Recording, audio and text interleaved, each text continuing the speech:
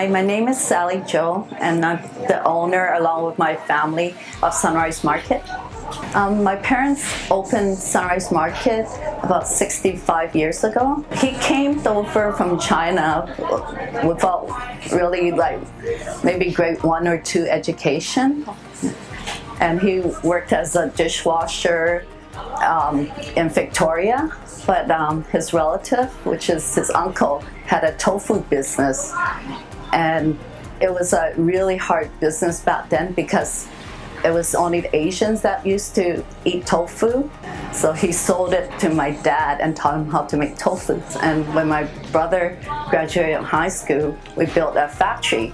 The tofu business is our claim to fame, actually.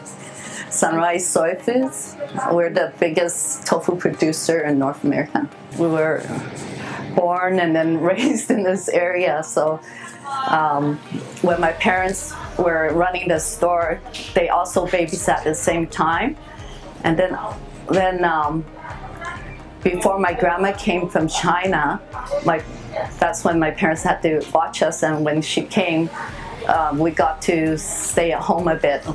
And we only lived where the provincial courthouse is now. It's 228 Main Street, so we would just go down a block and that'll be our home. And we had other neighbors that we used to play with in the area.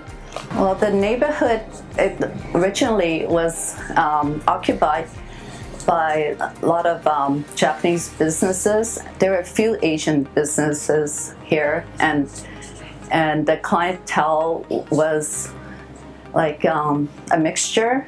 There'll be some people that came into town just to buy the Chinese items. There was a lot of Aboriginals around here also.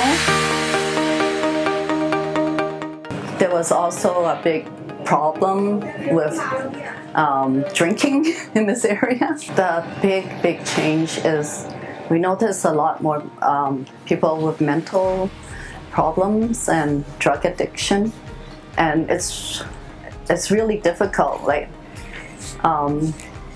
We have to hire security because sometimes we just can't handle them just by talking to them, and they do get a little bit physical, and it's unfortunate. I see the problem getting worse, and I don't know any solution to that problem.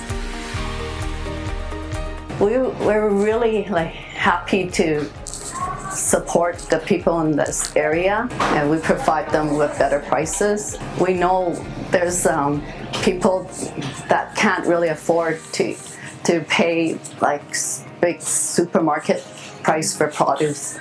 And my dad always said, I'd rather sell more cases at a lower price so more people can eat.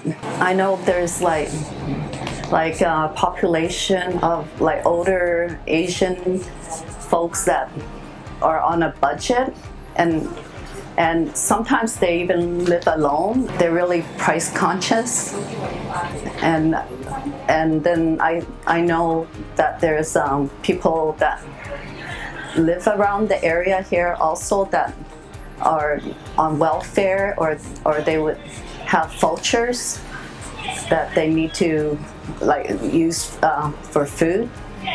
And I think if they can't shop and get food at a reasonable price, they're not going to be able to survive the month. Well, growing up, it's being Asian, it was always there. It's almost like a norm to us.